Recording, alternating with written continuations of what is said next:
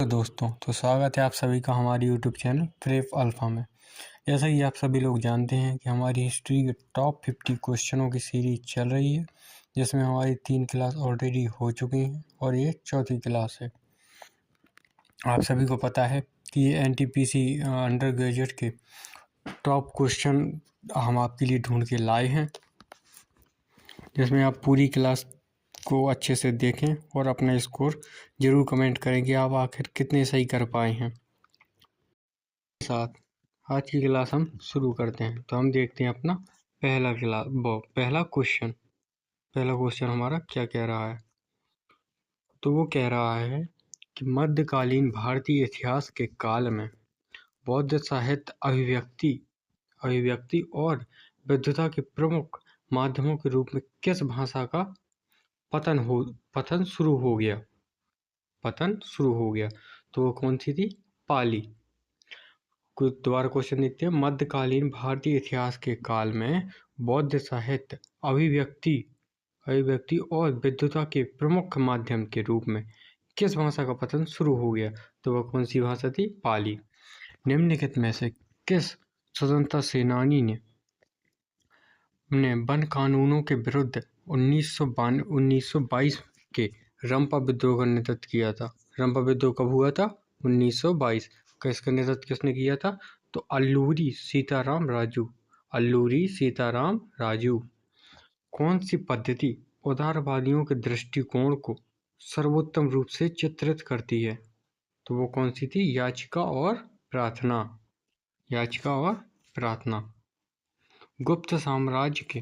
गुप्त साम्राज्य के दौरान भालों और तलवारों जैसे हथियारों के भंडार और आपूर्ति के प्रबंधन का उत्तरदायित्व निम्नलिखित में से किस अधिकारी के पास था? किसके? गुप्त साम्राज्य के काल में। तो वह था रंड भंडारिक। अगला क्वेश्चन देखते हैं। गांधी जी की सत्याग्रह पद्धति सबसे पहले कहाँ विकसित हुई और बाद में भारत में स्वतंत्रता संग्राम के साधन के रूप में पूर्णतः विकसित हुई? तो वह कहाँ से? चंपारण से। सबसे पहले वहीं हुई थी, चंपारण बिहार में।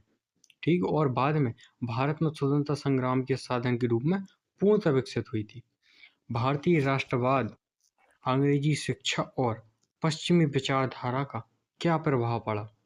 तो वो प्रभाव पड़ा था राष्ट्रीय जागृति प्रज्वलित हुई थी। अगला क्वेश्चन देखते हैं हम। स्वदेशी आंदोलन के संबंध में निम्नलिखित में से कौन सा कथन गलत है? हमें गलत कथन देखना है। कौन सा गलत है? तो उच्च वर्ग के मुसलमानों का व्यापक समर्थन प्राप्त हुआ। यह कथन गलत है। अब देखते हैं सही कौन कौन से थे स्वदेशी आंदोलन के संबंध में। देश के विभिन्न भागों में मजदूरों ने हड़ताल की। आप सभी को पता है हड़ताल की थी। अधिक संख्या में विद्यार्थियों ने भाग लिया था। ये भी सही है। वो अधिक संख्याओं में महिलाओं ने भी भाग लिया था। ये भी सही है। गलत कौन सा है? तो मुसलमानों को व्यापक समर्थन प्राप्त हुआ। यह गलत है।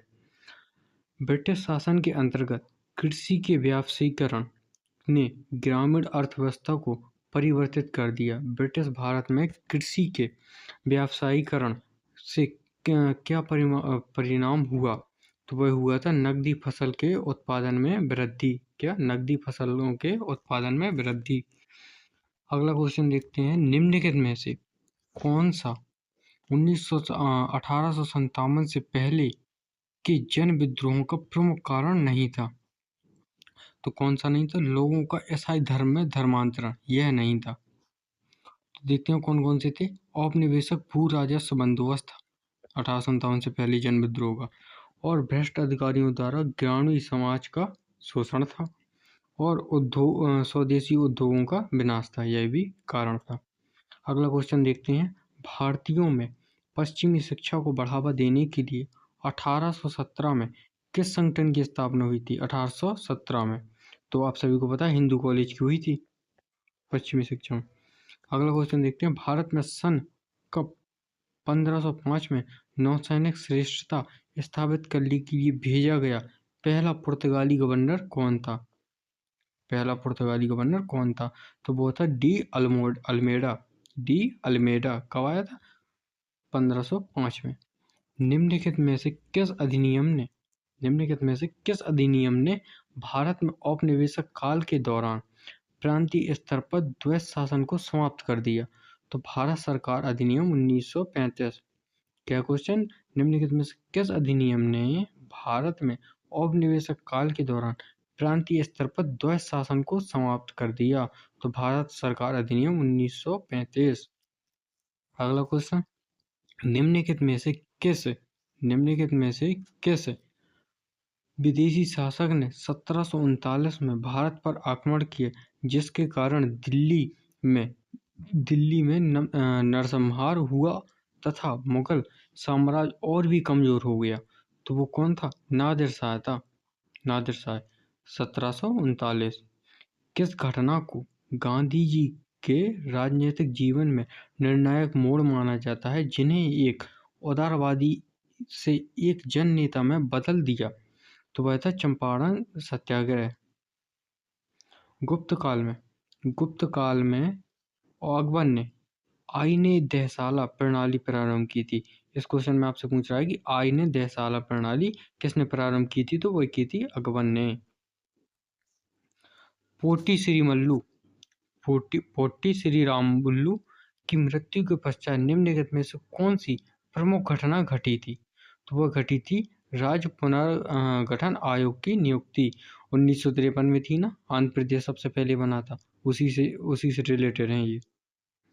कुषाण शासकों द्वारा उपयोग की जाने वाली उपाधि देवपुत्र निम्नलिखित में से किसका बोध कराती है? कौन सी? देवपुत्र थी, तो वो था दैवित्व उत्पत्ति या देवत्व का दावा। अगला क्वेश्चन देखते हैं, 1962 का भारत चीन युद्ध मुख्यतः किस भौगोलिक क्षेत्र में लड़ा गया था? जगह पूछा कि कहाँ लड़ा गया था? तो वह हिमालय की सीमा पर, यहाँ पे ऊपर। ब्रिटिश शासन के तहत भूमि प्रणाली क्षेत्रीय रूप से भिन्न थी। बम्बई और मद्रास प्रेसिडेंसी में मुख्य रूप से कौन सी भू राजस्व प्रणाली का अनुसरण किया जाता था? तो वह कौन थी? रैयतवाड़ी। अच्छा क्वेश्चन दोबारा पढ़ते हैं। ब्रिटिश शासन के तहत भूमि राजस्व प्रणाली क्षेत्रीय रूप से भिन्न थी। बम्बई और मद्रास प्रेसिडेंसी में मुख्य रूप से कौन सी भू राजस्व प्रणाली का अनुसरण किया जाता था? तो वो थी रैयतवाड़ी। आप सभी को बताना है कि रैयतवाड़ी किसने शुरू की थी? अलाउद्दीन खिलजी के अधीन बाजार नियंत्रण का मुख्य उद्देश्य क्या था? तो वह था सैन्य प्रावधानों के लिए मूल्य मुद्रास्फीति की जांच करना। अगला क्वेश्चन देखते हैं, निम्नलिखित में से किस ब्रिटिश प्रधानमंत्री ने भारत देश को स्वतंत्र करने और उपमहाद्वीप से ब्रिटिश सेना वापस बुलाने के निर्णय की आधिकारिक घोषणा की थी? तो वह तो कौन थी? क्लीमेंट एटली। अगला क्वेश्चन, हैदराबाद के निजाम ने डैश के अधीन ब्रिटिश सहायक संधि को स्वीकार किया? तो सहायक संधि आप सभी को पता है कि किसने शुरू की थी? लॉर्ड वेलेजली ने। किसने? लॉर्ड वेलेजली ने। आयोग की अनुशंसाओं को लागू करते हुए राज्य पुनर्गठन अधिनियम कब पारित किया गया था? तो वो 1956 में। कब? 1956 में। अगला क्वेश्चन, निम्नलिखित में से कौन सा विद्रोह उड़ीसा में पारंपरिक भू सैनिकों मतलब पैदल सैनिकों के नेतृत्व में हुआ था? तो वो हुआ था पाइका विद्रोह। आप सही बोला, उड़ीसा। पाइका उड़ीसा ही से रिलेटेड है। अगला क्वेश्चन, मिलिंद पन्नो मौर्योत्तर ग्रंथ है जिसमें इंडो ग्रीक शासन, मेनांडर और विद्वान एवं बौद्ध भिक्षु किसके वार्तालाप थे? तो नागसेन के थे। आप सभी को पता है कि मिलिंद पन्नो में मेनांडर और नागभट्ट सेन के वार्तालाप हुए थे। अगला क्वेश्चन, उस भारतीय राजनीतिक नेता का नाम क्या है जिसने अपने समाचार पत्र वंदे मातरम में देश के लिए पूर्ण स्वतंत्रता के विचार को खुले तौर पर छापा गया था? तो वह थे श्री अरविंदो। कौन? श्री अरविंदो। वंदे मातरम समाचार पत्र किसका था? श्री अरविंदो। अगला क्वेश्चन, 1722 में अवध की स्थापना के समय इसकी राजधानी क्या थी? कब? 1722 में अवध की स्थापना हुई थी। तो इसकी राजधानी हमसे पूछ रहा है, तो कौन सी थी? फैजाबाद, जो अयोध्या का पुराना नाम है। रॉयल एक्ट, रॉयल एक्ट के दौरान किस क्षेत्र में सबसे प्रबल हिंसा और मार्शल लॉ लागू किया गया था? तो वह था पंजाब।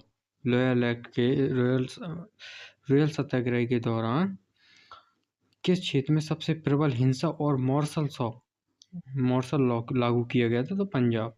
अगला क्वेश्चन, योजना आयोग पंचवर्षीय योजना तैयार करता है, आप सभी को पता है, के लिए उत्तरदायी सर्वोच्च निकाय था।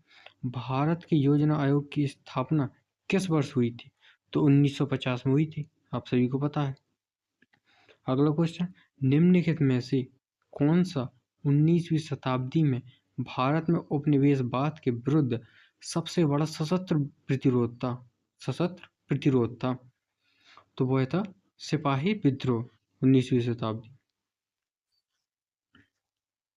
अगला क्वेश्चन, भारत में पहली मेट्रो लाइन कोलकाता में एस्प्लेंड और भवानीपुर के बीच किस वर्ष शुरुआत की गई जिसने देश में मेट्रो रेल सेवाओं की शुरुआत को चिन्हित किया? तो 1984 में मेट्रो शुरू हुई थी। 1984 सबसे पहले कोलकाता में, फिर उसके बाद दिल्ली में। अगला क्वेश्चन, स्वतंत्रता से पूर्व प्रचलित भूमि स्वामित्व की कौन सी व्यवस्था किसानों के शोषण का कारण बनी? तो वह बनी थी जमींदारी व्यवस्था। कौन? जमींदारी व्यवस्था। अगला क्वेश्चन, लॉर्ड कर्जन ने भारतीय विश्वविद्यालय अधिनियम निम्नलिखित में से किस वर्ष पारित किया गया था, जिसके द्वारा भारतीय विश्वविद्यालयों को सख्त सरकारी नियंत्रण के अधीन कर लिया गया था? तो 1904 में। लॉर्ड कर्जन ने भारतीय विश्वविद्यालय अधिनियम निम्नलिखित किस वर्ष पारित किया गया था? तो 1904 में। आप सभी को पता है कि 1905 तक के समथिंग लॉर्ड कर्जन रहा है। इसी के समय बंगाल विभाजन भी हुआ था। अगला क्वेश्चन, पल्लवों के अधीन ब्रह्मदेव गांवों में कौन सी जाति मुख्य रूप से स्थानीय सभाओं का प्रबंधन करती थी? तो वो कौन थी? ब्रह्मदेव से रिलेटेड ब्राह्मण। कौन सी? ब्राह्मण। अगला क्वेश्चन, भारत में ब्रिटिश हितों की सेवा करने वाले एक वफादार वर्ग का निर्माण करने के लिए अंग्रेजी शिक्षा का किस ब्रिटिश नीति ने बढ़ावा दिया था? तो वो कौन थी? शिक्षा नीति। अगला क्वेश्चन, कौन सा पुरातात्विक स्थल नवपाषाण काल के दौरान गर्तवासों और पालतू कुत्तों के साक्ष्य को दर्शाता है? तो बुर्ज हूं। कौन सा? बुर्ज हूं कहाँ पे है? जम्मू एंड कश्मीर। अगला क्वेश्चन, निम्नलिखित में से कौन सा 1857 के विद्रोह का परिणाम नहीं था? तो कौन सा नहीं था? मुसलमानों की जमीनें और संपत्तियां सामूहिक रूप से जब्त कर ली गई थी, यह गलत है। कौन कौन से थे? सेना में भारतीय सैनिकों की संख्या कम कर दी गई, भारत के गवर्नर जनरल को वायसराय की उपाधि दी गई थी 1857 के समय, और जमींदारों और भूस्वामियों के पक्ष में नीतियों को रद्द कर दिया गया। अगला क्वेश्चन, 1909 अधिनियम कब आया था? पार्लियामेंटों के समय। कौन सा प्रमुख चुनावी नवाचार प्रस्तुत किया गया था? तो वह था पृथक निर्वाचन मंडल। ये बहुत ही क्वेश्चन ज़्यादा इम्पोर्टेंट क्वेश्चन है। कौन सा? 1909 अधिनियम में कौन सा प्रमुख चुनावी नवाचार प्रस्तुत किया गया था? तो पृथक निर्वाचक मंडल। अगला क्वेश्चन, निम्नलिखित में किस अधिनियम द्वारा बंगाल के गवर्नर जनरल का पद सृजित किया गया था? तो रेगुलेटिंग एक्ट 1773। Regulating act 1773। इसी के बाद 1774 में सबसे पहले कौन बना था? वारेन हेस्टिंग, बंगाल का गवर्नर जनरल। अगला क्वेश्चन, निम्नलिखित में से कौन सा राज्य 1956 के राज्य पुनर्गठन अधिनियम के माध्यम से नहीं बनाया गया था? कौन सा नहीं बनाया गया था? तो वो नहीं बनाया गया था गोवा।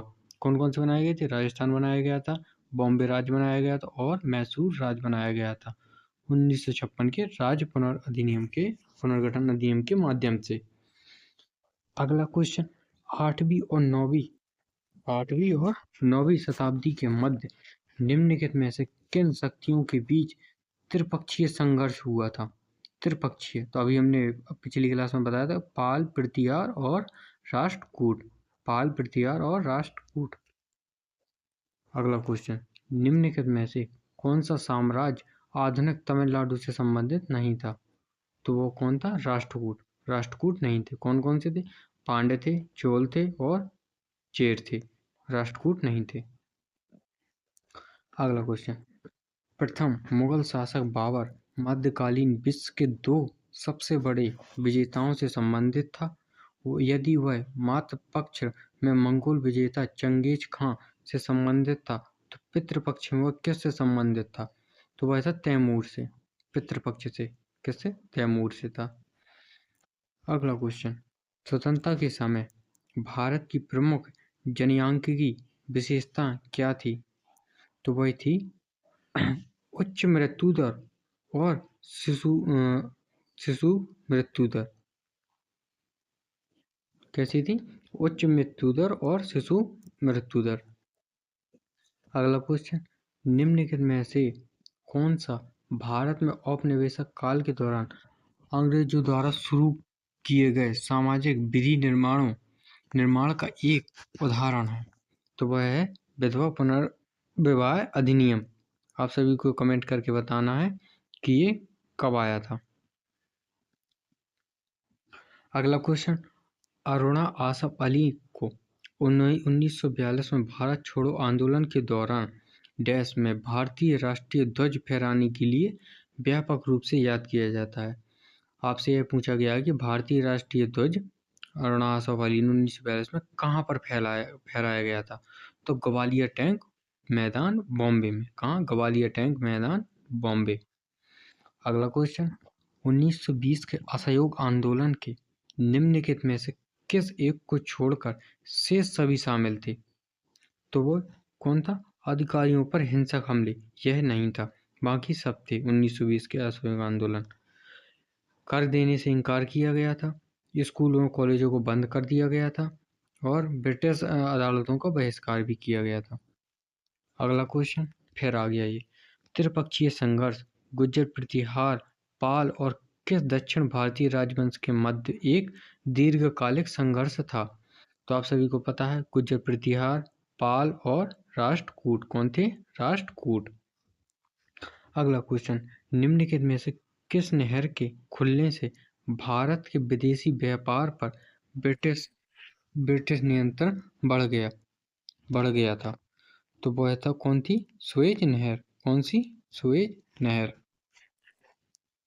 अगला क्वेश्चन, निम्नलिखित में से किस मुगल शासक के शासनकाल में सुन्नी और शिया एक मस्जिद में तथा ईसाई और यहूदी एक चर्च में प्रार्थना करने के लिए मिलते थे? इस प्रकार सार्वभौमिक शांति, सुलह और कुल के सिद्धांत का पालन किया जाता था। तो वह अकबर के समय थी। किसके समय? अकबर के समय। यही तो आपसे हमसे पूछा है, किस मुगल शासन काल के दौरान? तो वो अकबर के समय। आई होप आप सभी को क्लास पसंद आई होगी। आप अपना स्कोर जरूर कमेंट करें ताकि हमें पता चल सके कि आपकी तैयारी कितनी हो चुकी हो और कितनी रह चुकी है। अगर आपको वीडियो पसंद आई हो तो लाइक करें और एक प्यारा सा कमेंट करें, और नए हो तो हमारे यूट्यूब चैनल प्रेफ अल्फा को सब्सक्राइब करें। Thank you.